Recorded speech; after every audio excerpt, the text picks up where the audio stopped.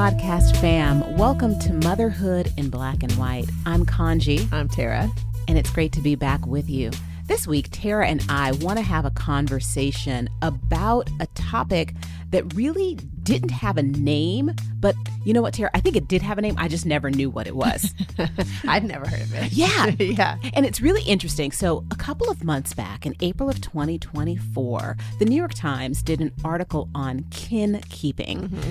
And once I saw the article, I know I shared it with you, our friend Alexis, and I think we just clicked. It was like, yeah, this makes sense. Let's talk about it. Yeah, we absolutely knew what it was, the definition, but we did not know there was a name. Right. And so after an extended hiatus of Motherhood in Black and White, we are back and want to have this conversation about kinkeeping, why it matters, and how it impacts not only our relationships with our children, our spouses, pretty much every member of our family, right? Mm-hmm. Absolutely. Yeah. So just to take a step back, kinkeeping, it was a term that was defined by sociologist Carolyn Rosenthal in 1985. There was an article called Kinkeeping in the Familial Division of Labor. Obviously something I never read, would have ever had any interest in reading. Too many words. No, absolutely. But the topic, the theme is so relevant. And knowing that what we do as women, as mothers, actually has a name to it, made me a little bit more fulfilled in knowing that there was something to the broader term of emotional labor. So go with me for a second here, Tara. Okay. Kinkeeping, it involves a variety of behaviors that women and mothers are particularly responsible for, such as organizing social occasions, remembering birthdays, sending gifts, hosting gatherings, and coordinating all of the family activities, right? So more often than not, it is a woman or a mother who is responsible for kinkeeping in the relationship in the family, keeping family traditions alive. Yes. And it's also a little bit more than family traditions, right? It's also about involving the family in the world outside, right? How do we get connected to others outside of just our house? And we've talked about that. You know, we've talked about the horror of play dates and, and all of those things as our kids are little and how that does fall on the mom typically in our experience. Number one, it's wild to find out there's a name for it. Number two, that first article being written in 1985 blows my mind too. Yeah, that it's almost 40 years old. Yes. It's interesting to find something that's almost as old as I am. Almost.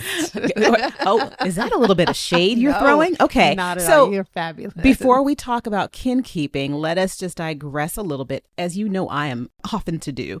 I just turned 50. That's right. So yeah, I saw the year 1985. And it's so weird to think that I am now half a century old, because I still act like I'm 12. Every day. Every all the single time. day. Yes. And what it means now to be someone who is in the second half of my life, and how I'm willing to show up and going into that. You have a few years to go. You're a few years younger than I.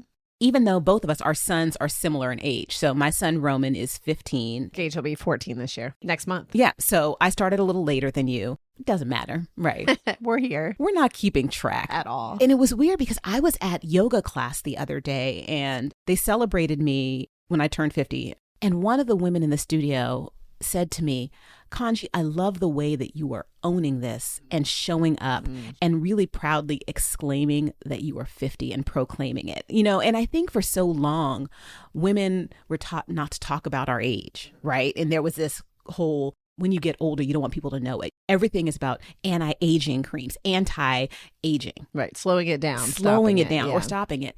And for me, there has been such a liberation in claiming it, right? First of all, really excited that I don't look 50. You don't at all. Where were we? And someone's like, you look 30. Was that you?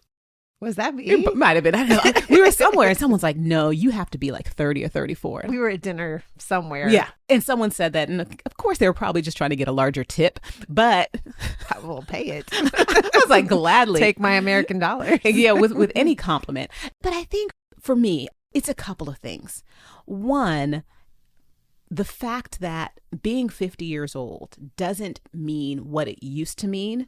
Secondly, it is realizing all of the things that I have done or things that have made me kind of stand up and stand out in this season of my life, it's really exciting to kind of look back and with gratitude and love and peace in my heart, look forward to what's to come. It has been super gorgeous because we've been talking about this birthday for a year at least. And I'm so grateful to get to watch you pave the way ahead. It's been really lovely. And I think that you and I both have talked about, I think we have similar stories in some ways. The fact that we're here at these ages is pretty incredible. Yeah. And I think you should 100%, which is a thing I'm trying to stop saying, but it came out of my mouth. I think you should absolutely be so proud and so grateful of the life you've led. And I mean, it's only going to get better from here. I do not disagree with you. And, for my 50th birthday, again, for the better part of a year, I've been planning a trip, and I knew that I wanted to celebrate and share it with other powerful women in my life, the women that have loved and shaped me throughout my life. So a dozen of us are going on this girls' trip to celebrate the birthday, and I can't be more thrilled than to share the space with everyone. What's funny is when we were doing the planning of it, someone's husband said something like, well, why aren't the husbands going? Or why is Kaanji planning her own birthday trip? Right. It struck me because I was like, because that's what we do. We as mothers and as women do all of the planning. So this kind of gets us back to the whole kinkeeping. Yes. So not only do we do kinkeeping for others, we do it for ourselves. We do. We do. So we talk about the woman's responsibility for kind of planning all of the things and making sure that every member of the family, every member of the extended family is taken care of. Yeah. And what that looks like and how and why it adds to emotional labor. Curious, Tara, if you would tell me kind of like, why do you think that kinkeeping, that role falls on the woman or on the mother? Why does that fall on the mother? That's a great question. I can only offer my opinion on this, and I'm trying to make sure it's not too jaded because I don't have nearly as much resentment about it as I did when Gage was young, and it just felt exhausting. I embrace it way more than I used to. I don't know if this is true for everybody. In my own relationship, it doesn't even seem to occur to my husband. And I've had this conversation with some other women recently, and we've talked a little bit about, there's this psychology in men and women's thinking, and it's pretty well known. I've read a couple of books about it. I read a book 100 years ago, and so I always think of it this way. It was called Men Are Like Waffles, Women Are Like Spaghetti. Mm-hmm. It just kind of discussed how men are very compartmentalized and linear in their thinking, right? They sort of get into these things and they sort of put these things away into categories, and there's not a lot of overlap or connection between things. And the women are like spaghetti, all of our thoughts sort of mix and mingle and twist and turn and are all connected in that way. I come back to that a lot. I think that it falls to women because in general, women need that connection themselves. I know for me, I need that connection myself. And so when my son was born, those things were always on my mind. Like, how do I get him connected in community? How do I make sure he's involved? How do I make sure he's doing something outside of himself? I think just because my husband doesn't think like that, it just wasn't a priority. And so I don't know that it falls to women. I'm sure it's different for some men and some women. I think it's a thing that women need. For me, I'll just say for me, I know it is something that I need. And so I prioritized it for my children and for my family. I agree. And I think that it's appropriate. I'd never heard of that waffle and spaghetti analogy. Mm-hmm. And I think that because of some of the responsibilities or the way that we think about kinkeeping, it's turned my brain into spaghetti. I've had to be spaghetti. I had to be spaghetti. It's right. just, it's weird because I also think, in addition to what you were saying, that historically women were responsible for maintaining a lot of the things in the home and in the household. And that also involved all aspects of children's lives or all aspects of a male spouse's wife outside of the workload, right? So it was falling on the women to be responsible for all of the planning. Or even if we look at old TV shows and old movies, the woman was planning like the husband's work dinners and work functions and just maintaining and building community. Yes. Where I think it has become very challenging now for, I would say, quote unquote, the modern woman, is a lot of times women are working outside of the home and still are largely responsible for these behaviors and these activities and keeping up with and keeping track of all of the things. That's true. And to your point, it's beyond just taking care of the home. It's taking care of the emotional well-being and responsibility and the connection of extended family as well as nuclear family. Mm-hmm. So it's making sure that you're remembering Mother's Days for all of the people in your life. It's making sure that you're remembering your husband's cousin's birthday and getting them cards and birthday presents. And I'm curious, for you, is that something that is one of your responsibilities? Like also making sure that not only you're gift giving for people in your family, but also maybe on your spouse's side as well? No. Very early on, I tried to pick it up. And at some point I was like, oh no, I can't do this. And so it's on our calendars, and sometimes I've had to remind my husband just to make the phone call, but I don't carry that load. Because you set that boundary early. I did, yeah. And I made that mistake.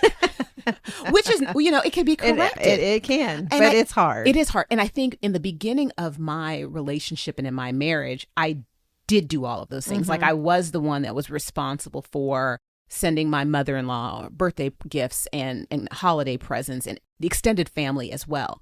In addition to making sure that everything was taken care of with respect to celebrations for my spouse and my son. And over the years, as I've grown and as I've evolved and as I've hit this birthday milestone, right, it's I'm exhausted. Yes. And want to take that step back and kind of do less and share the load. Right. Which is difficult, I've realized, when you've been doing it for so long, for a couple of reasons. One, it's not on my spouse's radar. Right. Because I think, he still thinks of the magic elf that just comes along and folks just get birthday cards. Yeah, that favorite thing is thank you so much for the gift. Oh yeah, what did we get you? Favorite part of Christmas morning always is the look of surprise on my husband's face, trying to like, what did we get our child? I've been there, yes. For sure. Yeah. When I get presents for myself, I usually say, here's a gift to Kaanji from Santa Claus. Mm-hmm. And always the most extravagant, best gifts. Of course. But I think that for a lot of situations, when we as women and we as mothers have responsibility for something, it is challenging to let it go for a couple of reasons. One, we're used to it. The second reason being they may not even know that we're doing it. And then the third is, honestly, the way that we do it, and I'm going to speak just for myself, it's the way that I like it done, right? Yes. And so when I am loosening the reins and letting someone else do it, it's like, well, why did you give that gift, right? Or why did you get that color? Or why didn't you send out the present via FedEx? Why did you use U.S. Postal Service? They're unreliable. Right. So, no offense to anybody who works for U.S. Postal Service. You're unreliable. But I think that's part of it too, right? Yeah. Like I want it done by someone else and also done the way that I do it. I understand that. I have a lot less of that. Maybe because I set that boundary early. I have been able to put down a lot of expectations around that. However, there are other areas where I haven't. So like we were talking about, you planned your own birthday. I do that. I plan all my own stuff because I know what I want and I want to do it the way I want. So there are things that I prefer to do myself, but there are a lot of things that I let go of a long time ago. And we don't really even do gifts much anymore for extended family. I do text messages and phone calls, but we don't really get into gifts and things like that. It's been something kind of off expectations for a really long time. But I do get the inclination is that if I let somebody else do it, it'll be, half-assed or not exactly right. And so I understand that. Yeah. What I would love to do is, again, one of the reasons that we enjoy having these conversations is so that other women, other mothers, other caregivers know that they're not alone. Yeah. Right. And sometimes the emotions that come along with some of the quote unquote invisible burdens that women and mothers often carry can leave us drained.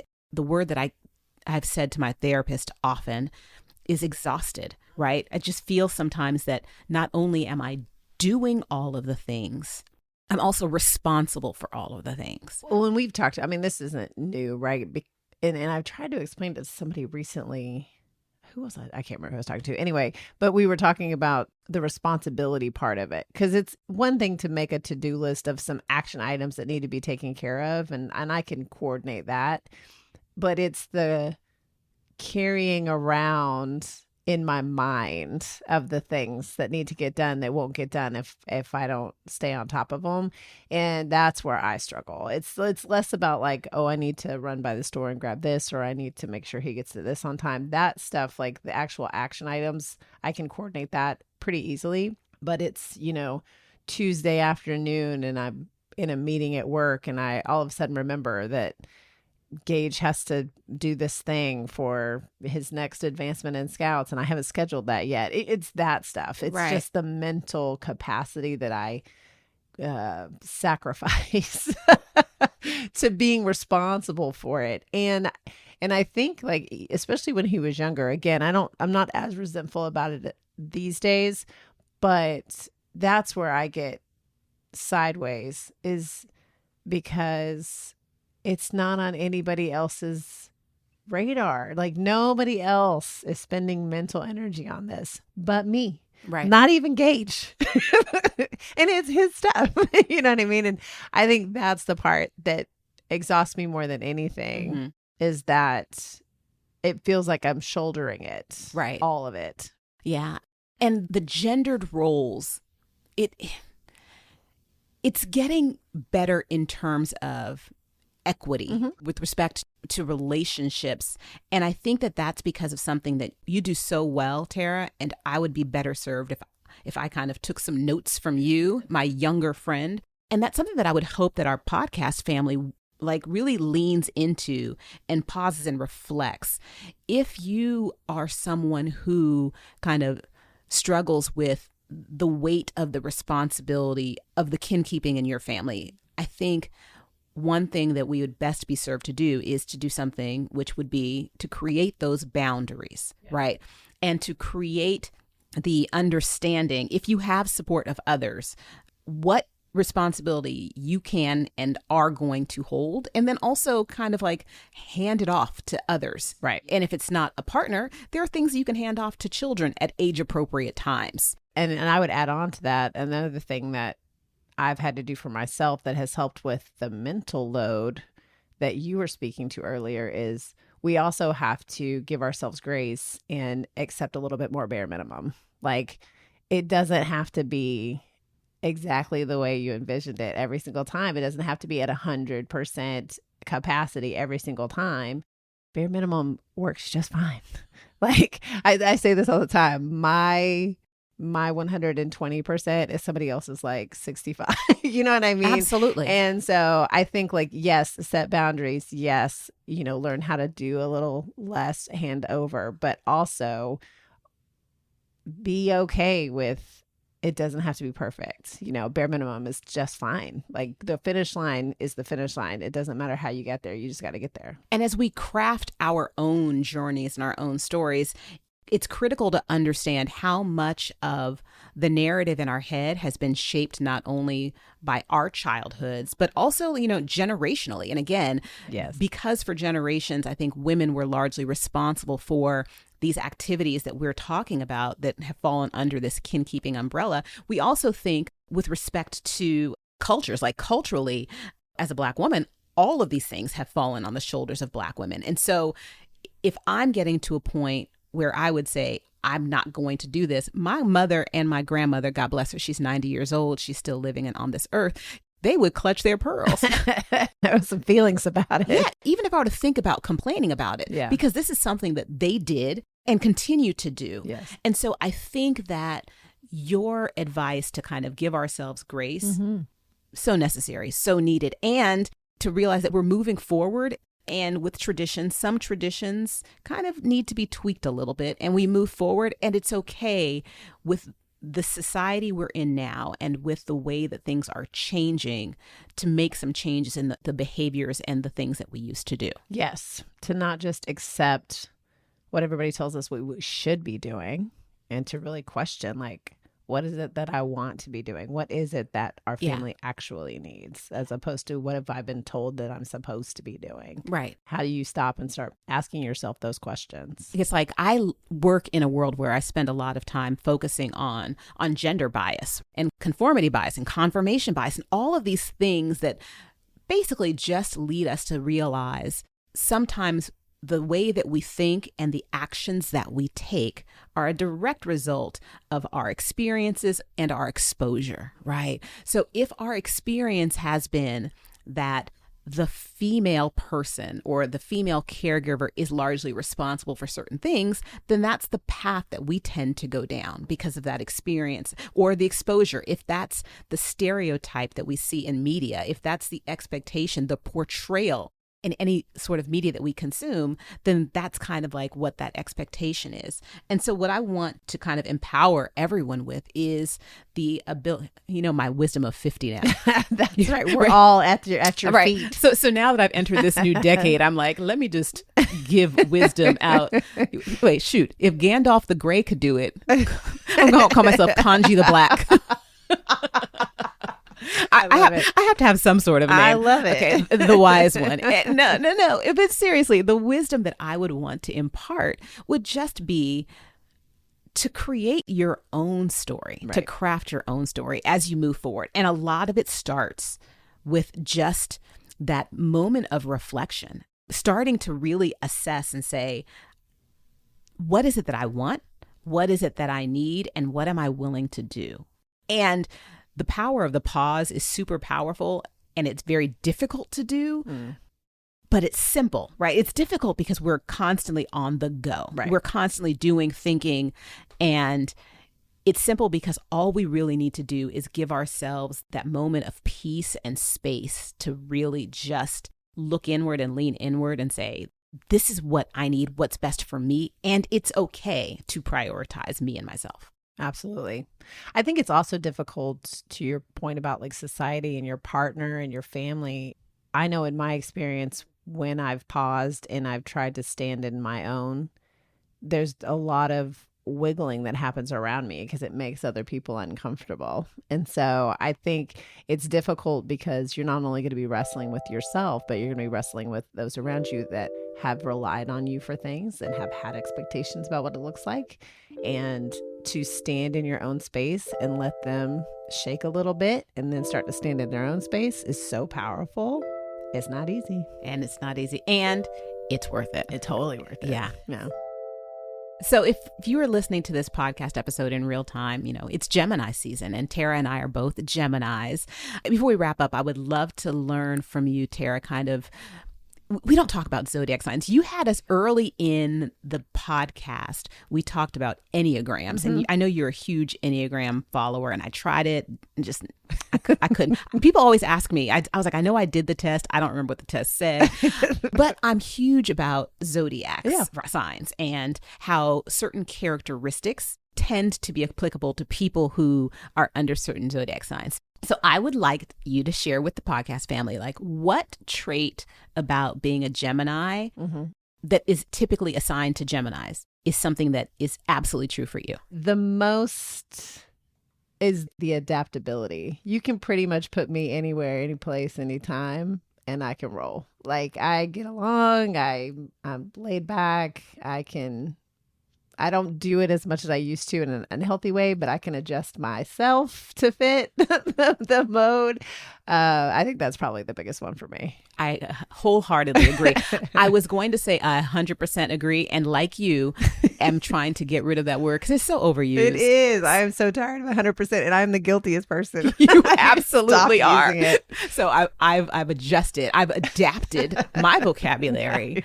That's the part of the Gemini. I guess I'm adaptable too. No, what is yours? Because there's also a difference. I'm a May Gemini. You're a June Gemini. Correct. And there's a difference between May Geminis and June Geminis. Yes. So you were lucky, and everyone in your life is lucky that you were born in May. Because the June Geminis, we do have a tendency to be a little bit more, what's the term I'm going to use? Let's focus on the duality of it. Okay. I was going to say two-faced, but I was going to say structured. We're structured, and I definitely have two sides of my personality. There is the side of me that is the friend, If I am your friend, I will go to the ends of the earth and give and do anything and everything for you. Like, that's just me. I love deeply and hard. Yes. And if you are not kind of in that circle of trust, the opposite is true. You do not exist, Kaanji. That I have seen that, and I totally agree. And I am glad I am your friend. You have and always will be in my circle of trust, and so glad as I enter the second half of my life. I'm really thrilled to be entering it with you by my side. Oh, me too. Thank you for that. And podcast family, thank you so much for tuning in and listening. One of the things that we hope that you take away from our conversations is that knowledge and understanding that you're not alone in this, and whatever our backgrounds may look like or whoever we may be, at the end of the day, each of us are just doing the best we can. And it's always better if you're doing it with people that you love. So from my heart to yours, and on behalf of Tara, we are going to sign off this episode. Podcast family, guard your health, mental, physical, and spiritual, and we'll see you in the next episode. Take good care.